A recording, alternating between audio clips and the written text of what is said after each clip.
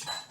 Olá, meus irmãos e irmãs de Ideal Espírita, vocês que nos acompanham aqui na Web Rádio Estação da Luz Natal, nosso muito obrigado e um beijo pela sua companhia.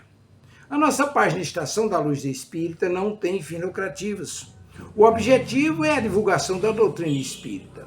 É por isso que reunimos aqui esse acervo de matérias espíritas, livros da codificação, obras suplementares, entrevistas, palestras, entre outros trabalhos. Tudo isso com o objetivo de chegar até você através dos programas das Web Rádio Cristo Consolador de São Paulo e Web Rádio Estação da Luz Natal, para atender suas necessidades de estudo, pesquisa e lazer. Tudo isso, como dissemos, sem fins lucrativos. Convidamos você agora para nos acompanhar em mais essa atração.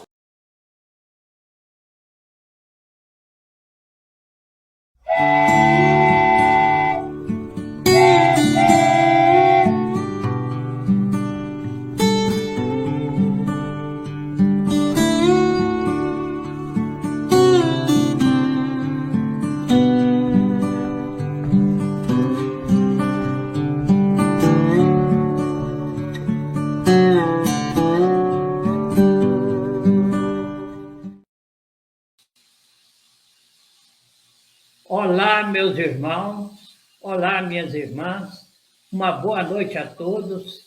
Sejam todos muito bem-vindos à Rádio Estação da Luz. E vocês viram esse trenzinho simpático passando, né? E sabe quem é o motorista desse trenzinho? É o próprio Jesus. Então, o Tavares está distribuindo bilhetes para todos nós que quisermos embarcar junto com Jesus, para que a gente possa ter esse luxo especial de estar ao lado de Jesus, né? Hoje, os nossos trabalhadores estão empenhados em outras tarefas. O João está viajando, está para Belo Horizonte, e o Carlos Odilon, eu não sei em que cidade que ele se encontra, mas nós vamos tocar normalmente o nosso programa. Nós vamos começar com a leitura das perguntas. Tem uma primeira pergunta que é do Hugo, lá de Afogados, Recife, Pernambuco. Então a Verônica vai ler para nós. O que de diferente esse livro tem em relação à história oficial? Isso. Ô, Hugo, você naturalmente já deve ter lido o Evangelho segundo o Espiritismo e o Livro dos Médiuns, o Livro dos Espíritos, e perceberam o critério que Kardec adotou em todos os seus escritos. E eu vou te confessar aqui uma coisa muito interessante. O Emmanuel, que é o autor deste livro, A Caminho da Luz, certa feita, ainda bem no início dos trabalhos, o Emmanuel falou para Chico: Chico, quando eu estiver em contradição com Kardec e Jesus, você me deixa de lado e segue Kardec e segue Jesus. Agora, meu irmão, eu tenho todas as razões para acreditar piamente de que as pesquisas de Emmanuel são verdadeiras. Imagine, por exemplo, os espíritos têm acesso no mundo espiritual aos arquivos desde longa data. Se você vê, por exemplo, os relatórios do Humberto de Campos, em Fonte Viva e outros, você fica admirado do conhecimento de história que ele revela ter. E a gente, evidentemente, não tem nenhuma dúvida com relação àquilo que Jesus disse.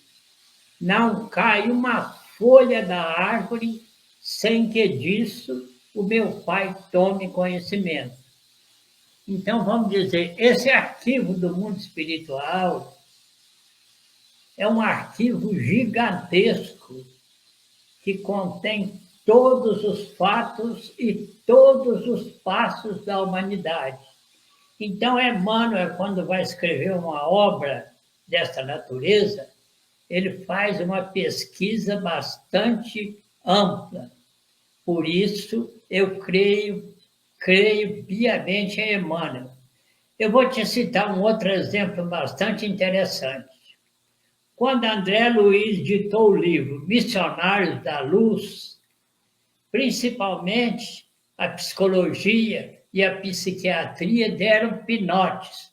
É como diz um amigo meu aqui, ele não fala que eles dão pinotes, deram rabichadas.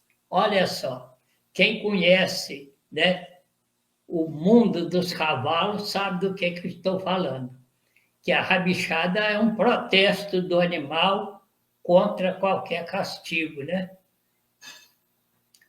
Mas então, o livro Missionário da Luz foi amplamente contestado pela psicologia, pela endocrinologia, mas veja bem, em 2013, na Inglaterra, na Revista Internacional de Ciências, foi publicado o capítulo 2º inteiro do livro Missionários da Luz, que fala sobre a epífise, essa glândula que nós temos bem no centro do cérebro, de um tamanho aproximado de uma ervilha. Então você vê, e ela supervisiona todo o aparelho endocrinológico. Percebemos? Aí hoje ninguém mais quer argumento algum contra a afirmativa de André Luiz. Aí nós vamos para uma segunda pergunta, que é de quem, Verônica? É da Perla Duarte Nações, de Divinópolis. Divinópolis, Minas Gerais. Então, Divinópolis já está bem mais próximo do Triângulo Mineiro, né? É. A pergunta da Perla é: esse livro pode ser estudado e usado como um roteiro sério da história do mundo? Por quê? Olha, Célia, é evidente... Perla. É? Perla. Serra, perfeitamente. Podemos usar esse livro como um roteiro de estudo da história da humanidade. Porque vamos dizer o seguinte, ele é a expressão da verdade, conforme os motivos que eu enumerei antes para o Hugo Abreu, né? Então, nós vamos para a terceira e última pergunta. Dos capítulos estudados até agora, quais são os fatos históricos que o livro registrou e a história oficial deixou passar? É a Perla de novo que está fazendo a pergunta. Pois é, Perla. Você veja, por exemplo, quando nós vamos estudar a história de Israel, então esse livro revela fatos assim, até então desconhecidos, mas também da Índia. Quem tem um estudo muito perfeito sobre as religiões da Índia é o nosso companheiro, que é chamado também o apóstolo poeta do Espiritismo, Leon Denis. Ele escreveu um livro que se intitula Depois da Morte. E ele vai basear as suas afirmativas numa pesquisa muito profunda do professor Paul Gibier, que vai detectar que os ensinamentos védicos datam de mais de 50 mil anos atrás. Mas quando a gente lê o A Caminho da Luz, nós vamos perceber que quem passou esses ensinamentos para o povo hindu foi o próprio Jesus Cristo. Então, quer dizer, não tem vantagem nenhuma. Tudo o que eles afirmam foi Jesus é quem ensinou. Então, nós vamos começar agora a leitura do nosso livro. Mas antes da leitura, queremos recomendar aos ouvintes que participem conosco deste programa educativo. Mande para o Elielson as suas perguntas, as suas sugestões, que nós vamos recebê-las com muito carinho. Então, vamos à leitura, Verônica. Vamos sim. As grandes religiões do passado. As primeiras organizações religiosas. As primeiras organizações religiosas da Terra tiveram naturalmente sua origem entre os povos primitivos do Oriente, aos quais enviava Jesus, periodicamente, os seus mensageiros e missionários. Dada a ausência da escrita naquelas épocas longínquas, todas as tradições se transmitiam de geração a geração através do mecanismo das palavras. Todavia, com a cooperação dos degregados do sistema da capela, os rudimentos das artes gráficas receberam os primeiros impulsos, começando a florescer uma nova era de conhecimento espiritual no campo das concepções religiosas. Os Vedas, que contam mais de 6.000 anos, já nos falam da sabedoria dos sastras, ou grandes mestres das ciências hindus, que os antecederam de mais ou menos 2 milênios nas margens dos rios sagrados da Índia. Vê-se, pois, que a ideia religiosa nasceu com a própria humanidade, constituindo o alicerce de todos os seus esforços e realizações no plano terráqueo. Só um minutinho, por favor. Então, gente, eu quero recomendar para vocês que vocês leiam. Esse livro está disponibilizado gratuitamente na internet. O nome do livro é Segredos e Magias do Tibete, ou Tibete, né? Se você quiser pronunciar o T final, né? Você vai ter uma ideia muito interessante sobre os lamas, sobre a religião, né, que eles aplicam às suas vidas. Vamos continuar a leitura, então? Vamos. Ainda as raças adâmicas. Não podemos, porém, esquecer que Jesus reunira nos espaços infinitos os seres proscritos que se exilaram na Terra, antes de sua reencarnação geral na vizinhança dos planaltos do Irá e do Pamir. Obedecendo às determinações superiores do mundo espiritual, eles nunca puderam esquecer a palavra salvadora do Messias e as suas divinas promessas. As belezas do espaço, aliadas à paisagem mirífica do plano que foram obrigados a abandonar, viviam no cerne das suas recordações mais queridas. As exortações confortadoras do Cristo, nas vésperas de sua dolorosa imersão nos fluidos pesados do planeta terrestre, cantavam-lhes no íntimo os mais formosos hosanas de alegria e de esperança. Era por isso que aquelas civilizações antigas possuíam mais fé, colocando a intuição divina acima da razão puramente humana. A crença, como íntima e sagrada aquisição de suas almas, era a força motora de todas as realizações e todos os degregados com os mais santos entusiasmos do coração. Falaram dele e da sua infinita misericórdia. Suas vozes enchem todo o âmbito das civilizações que passaram no pentagrama dos séculos sem fim e apresentado com 1000 nomes, segundo as mais variadas épocas, o Cordeiro de Deus foi guardado pela compreensão e pela memória do mundo, com todas as suas expressões divinas, ou, aliás, como a própria face de Deus, segundo as modalidades dos mistérios religiosos. A gênese de todas as religiões da humanidade tem suas origens no seu coração augusto e misericordioso. Não queremos, com as nossas exposições, divinizar dogmaticamente a figura luminosa do Cristo, e sim esclarecer a sua gloriosa ascendência na direção do orbe terrestre, considerada a circunstância de que cada mundo, como cada família, tem seu chefe supremo, ante a justiça e a sabedoria do Criador.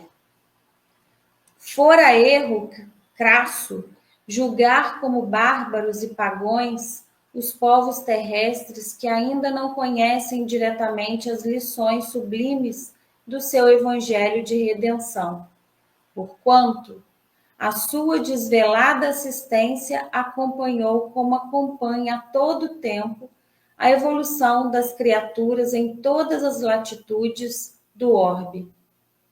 A história da China, da Pérsia, do Egito, da Índia, dos árabes, dos israelitas, dos celtas, dos gregos e dos romanos está alumiada pela luz dos seus poderosos emissários. E muito deles também se houveram no cumprimento dos seus grandes e abençoados deveres, que foram havidos como sendo ele próprio, em reencarnações sucessivas e periódicas do seu divinizado amor. No Manaya Dharma, encontramos a lição do Cristo. Na China, encontramos Forrai, Lao Tse, Confúcio, nas crenças do Tibete. Está a personalidade de Buda, e no Pentateuco encontramos Moisés. No Alcorão, vemos Maomé.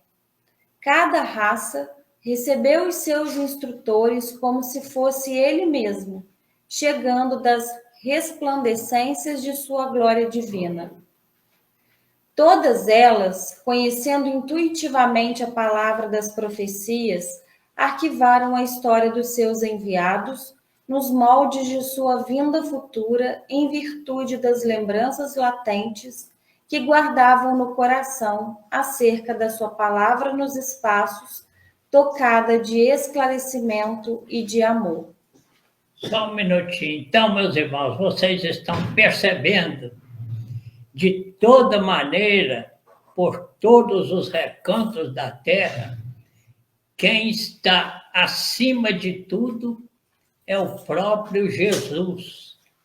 E o Hahnemann, que é o criador da medicina homeopata, ele vai afirmar na Revista Espírita, no ano de 1864, que o Espírito Verdade, sim, é o governador planetário, ou seja, o próprio Jesus é o governador planetário.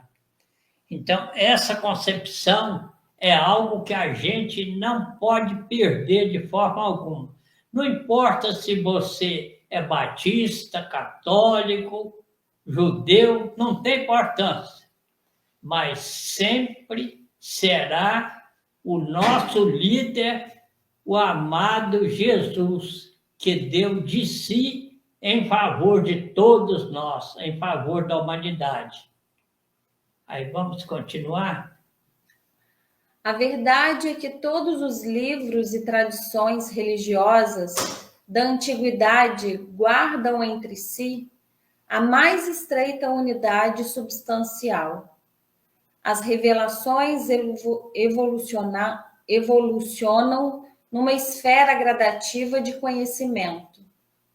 Todas se referem ao Deus impersonificável, que é a essência da vida de todo o universo, e no tradicionalismo de todas palpita a visão sublimada do Cristo, esperado em todos os pontos do globo.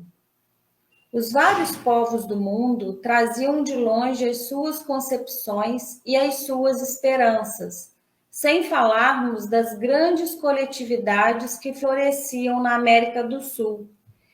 Então, quase ligada à China pelas extensões da Lemúria e da América do Norte, que se ligava à Atlântida.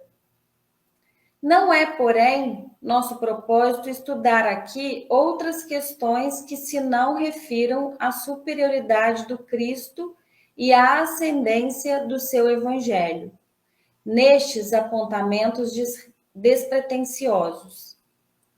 Citando, porém, todos os povos antigos do planeta, somos compelidos a recordar igualmente as grandes civilizações pré-históricas que desabrocharam e desapareceram no continente americano, de cujos cataclismos e arrasamentos ficaram ainda as expressões interessantes dos incas e dos astecas, que, como todos os outros agrupamentos do mundo, receberam a palavra indireta do Senhor na sua marcha coletiva através de augustos caminhos. Até a palavra simples e pura do Cristo, a humanidade terrestre viveu etapas gradativas de conhecimento e de possibilidades, na senda das revelações espirituais. Os milênios, com as suas experiências consecutivas e dolorosas, prepararam os caminhos daquele que vinha, não somente com a sua palavra, mas principalmente com a sua exemplificação salvadora. Cada emissário trouxe uma das modalidades da grande lição de que foi teatro à região humilde da Galileia. É por esse motivo que numerosas coletividades asiáticas não conhecem a lição direta do Mestre, mas sabem do conteúdo da sua palavra, em virtude das próprias revelações do seu ambiente. E se a boa nova não se dilatou no curso dos tempos, pelas estradas dos povos, e que os pretensos missionários do Cristo, nos séculos posteriores aos seus ensinos, não souberam cultivar a flor da vida e da verdade, do amor e da esperança que os seus exemplos haviam implantado no mundo, abafando-a nos tempos de uma falsa religiosidade ou encarcerando-a no silêncio dos claustros, a planta maravilhosa do Evangelho foi sacrificada no seu desenvolvimento e contrariada nos seus mais lídimos objetivos. As lições da Palestina foram, desse modo, precedidas de laboriosa e longa preparação na intimidade dos milênios. Os sacerdotes de todas as grandes religiões do passado supuseram nos seus mestres e nos seus mais altos iniciados a personalidade do Senhor, mas temos de convir que Jesus foi inconfundível. A luz significativa da história, observamos muitas vezes nos seus auxiliares ou instrumentos humanos as características da vulgaridades terrestres. Alguns foram ditadores de consciências, enérgicos e ferozes no sentido de manter e fomentar a fé. Outros, traídos em suas forças e desprezando os compromissos sagrados com o Salvador, longe de serem instrumentos do Divino Mestre, abusaram da própria liberdade, dando ouvidos às forças subversivas da treva, prejudicando a harmonia geral. Mas Jesus assinala a sua passagem pela terra com o selo constante da mais augusta caridade e do mais abnegado amor. Suas parábolas e advertências estão impregnadas do perfume das verdades eternas e gloriosas. A manjedoura e o Calvário são lições maravilhosas, cujas claridade ilumina os caminhos milenários da humanidade inteira e, sobretudo, os seus exemplos e atos constituem um roteiro de todas as grandiosas finalidades no aperfeiçoamento da vida terrestre. Com esses elementos, fez uma revolução espiritual que permanece no globo há 2 milênios. Respeitando as leis do mundo, aludindo à efígie de César, ensinou as criaturas humanas a se elevarem para Deus, na dilatada compreensão das mais santas verdades da vida. Remodelou todos os conceitos da vida social, exemplificando a mais pura fraternidade. Cumprindo a lei antiga, encheu-lhe o organismo de tolerância, de piedade e de amor, com as suas lições na praça pública, em frente das criaturas desregradas e infelizes. E somente ele ensinou o amai-vos uns aos outros, vivendo a situação de quem sabia cumpri-lo. Então, Lili, só uma observaçãozinha. Uhum. Não amai-vos uns aos outros, como eu vos amei, como ele disse. Se nós, a humanidade, obedecêssemos todos estas lições de Jesus, o nosso planeta Terra seria um verdadeiro paraíso, né? Porque não existiriam os assassinatos, as guerras, os furtos, nada disso de ruim existiria. Sim. Então, o problema da humanidade, conforme nós já temos falado algumas vezes, não é um problema de conquistar isso ou conquistar aquilo. Quando a gente vê, por exemplo, os médicos do espaço realizando cirurgias que para nós poderíamos dizer assim que elas são impossíveis. Então, o nosso problema não é aprender. O nosso problema é exatamente seguir a palavra do Cristo. É aí que está o problema da humanidade. E não outro, não é o problema de ouro nem de nada. O problema é esse. É que os nossos ouvidos são, como eles falam, moucos, né? Uhum. A gente não escuta o que Jesus deixou para nós como sendo um verdadeiro tesouro sob todos os aspectos. Aí podemos continuar, Lili. Os espíritos incapacitados de o compreender podem alegar que as suas fórmulas verbais eram antigas e conhecidas, mas ninguém poderá contestar que a sua exemplificação foi única até agora, na face da Terra. A maioria dos missionários religiosos da antiguidade se compunha de príncipes, de sábios ou de grandes iniciados que saíam da intimidade confortável dos palácios e dos templos. Mas o Senhor da semeadura e da seara era a personificação de toda a sabedoria, de todo o amor, e seu único palácio era a tenda humilde de um carpinteiro, onde fazia questão de ensinar à posteridade que a verdadeira aristocracia deve ser a do trabalho, lançando a fórmula sagrada definida pelo pensamento moderno. Beleza. Chegou ao final? Ah, não, achei que o senhor tivesse pedido Sim. para eu parar. Não. Ah, tá.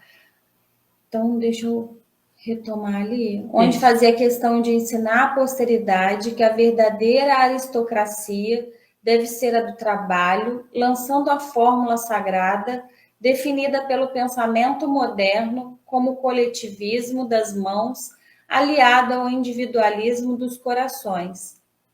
Síntese social para a qual caminham as coletividades dos tempos que passam, e que, desprezando todas as convenções e honrarias terrestres, preferiu não possuir pedra onde repousasse o pensamento dolorido, a fim de que aprendessem os seus irmãos a lição inesquecível do caminho da verdade e da vida. Eu acho que tá bom até aí. Agora, isso aí vai ser para a próxima sexta, né? É o capítulo 9. Mostra só um pouquinho o que ele está escrito lá no capítulo 9. A Grécia e a missão de Sócrates vai ser a próxima sexta-feira. Estamos aguardando a todos vocês. Hoje, o nosso horário já se extinguiu. O computador marca a hora certinha. São 8 horas e 56 minutos. Então, quer dizer, faltam 4 minutos para as 9.